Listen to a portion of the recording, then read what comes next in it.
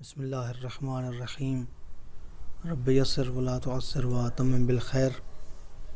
مومنین کرام، حضرت علی علیہ السلام کے مناقب میں سے 31ویں منقبت کہ جس میں مولا کائنات یکتا ہیں، اکیلے ہیں، وحدہ لا شریک ہیں، ان کا کوئی ثانی نہیں ہے، ان کا کوئی مثل نہیں ہے، ان کا کوئی نظیر نہیں ہے۔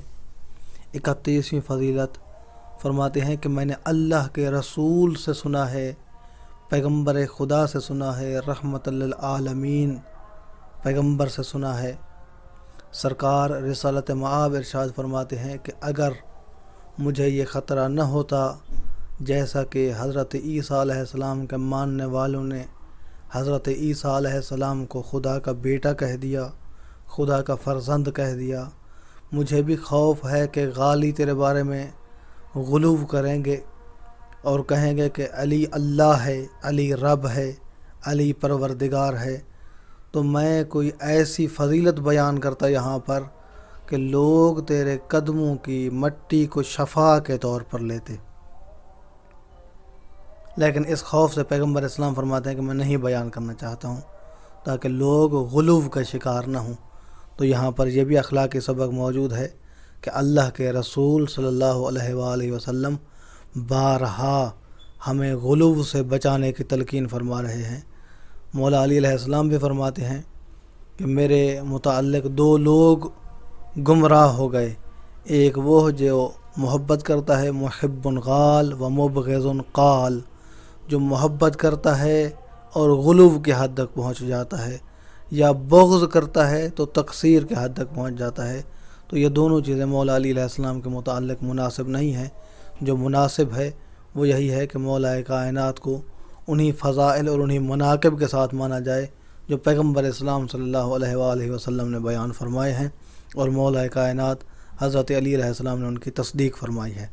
31ویں فضیلت نص سے عبارت کچھ اس طرح سے ہے: بسم اللہ الرحمن الرحیم وَأَمَّا الْحَادِيَةَ وَالثَّلَاثُونَ فَإِنِّي سَمِعْتُ رسول اللہ صلی اللہ علیہ وآلہ وسلم۔ 31ویں فضیلت فرماتے ہیں کہ میں نے، مولا علی علیہ السلام بیان فرما رہے ہیں، میں نے اللہ کے رسول صلی اللہ علیہ وآلہ وسلم سے سنا ہے، یقول لولا ان یقول فیک الغالون من امتی ما قالت النصارى فی عیسی ابن مریم ما قالت النصارى فی عیسی ابن مریم لقلت فیک قولا لا تمر بملأ من الناس الا اخذوا التراب من تحت قدمیک۔ فرمایا اگر مجھے خوف نہ ہوتا غالیوں سے، میری امت کے اندر جو موجود غالی ہیں ان سے اگر یہ خوف نہ ہوتا کہ وہ کچھ کہہ دیں گے جو حضرت عیسیٰ علیہ السلام کے متعلق عیسائیوں نے کہا تھا، تو میں ایسی فضیلت جہاں پر بیان کر دیتا کہ لا تمر بملأ من الناس الا اخذ التراب من تحت قدمیک، جہاں بھی لوگوں کے جمع غفیر سے یا علی تو گزرتا، لوگ ایسے کھڑے نہ ہوتے، تجھے دیکھتے نہ رہتے، بلکہ آتے تیرے قدموں کی مٹی کو لیتے، یستشفون بہ، اور اس سے شفا حاصل کرتے۔ یہ فضیلت کسی کے بارے میں اللہ کے رسول نے یہ نہیں فرمایا ہے۔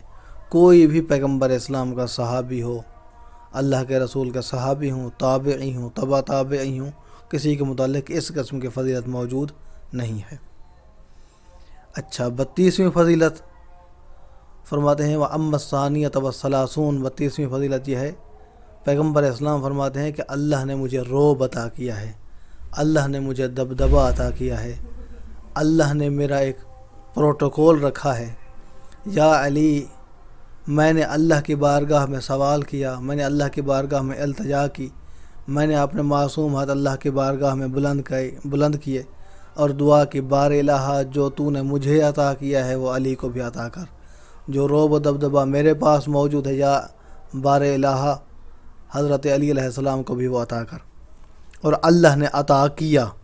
پیغمبر اسلام فرماتے ہیں کہ میں نے فقط دعا نہیں کی، اللہ نے میری دعا کو مستجاب بھی کیا ہے، اور ہو ہی نہیں سکتا ہے سرکار مصطفیٰ دعا مانگے اور اللہ کی ذات مستجاب نہ فرمائے، رحمت للعالمین پیغمبر دعا مانگے اور اللہ کی ذات اس دعا کو قبول نہ کرے۔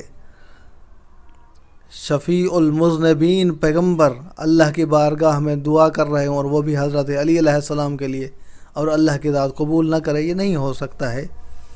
پیغمبر اسلام صلی اللہ علیہ وآلہ وسلم کی دعا مستجاب ہوئی۔